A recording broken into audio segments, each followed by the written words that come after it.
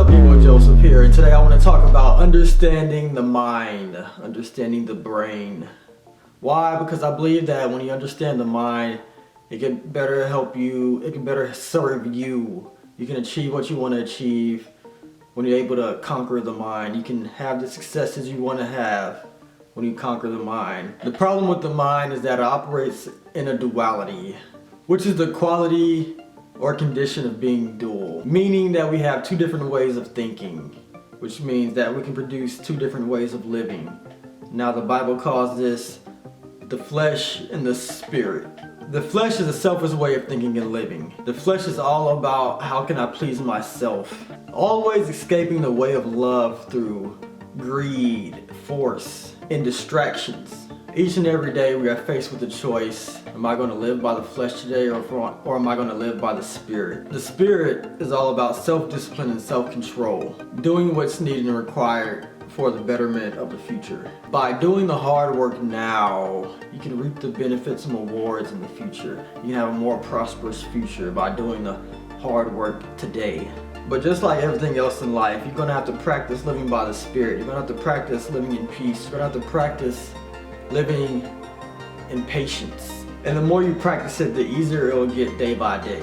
Likewise with the flesh, the more you do it, the harder it's going to be to get out of it. See, like living in the flesh, living in your selfishness, living in your greed and your pride, it's like living in quicksand.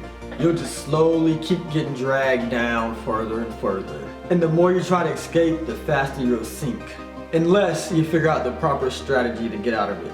And there is a proper strategy to get out of it.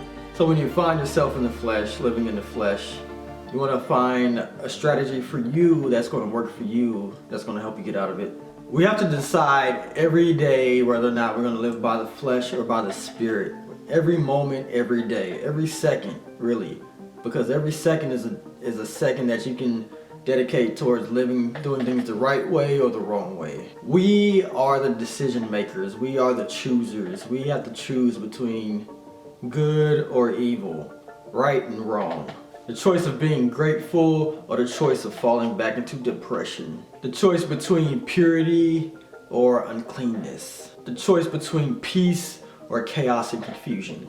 The only pleasure of living in the flesh is temporary, and soon it's followed by guilt and shame and this downward spiral, bringing you to the bottom of the quicksand. But the fruit of the spirit is love.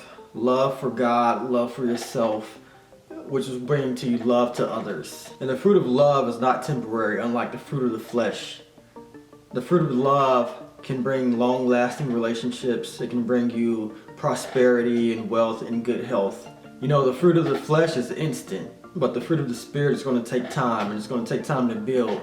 You have to build it brick by brick until it becomes like a fortified castle. The reward will be great, but it's going to take time to get it. You're better off just living in the spirit, living in unselfishness, peace, love, and joy. Even though it's harder to do, it is for your benefit. We have this whole self-love movement going on in the world right now, like love yourself.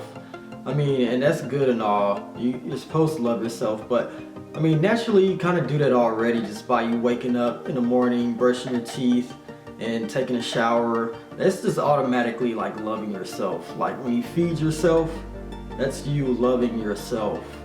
And you do that without even thinking about it. What the world needs to focus on is love for others.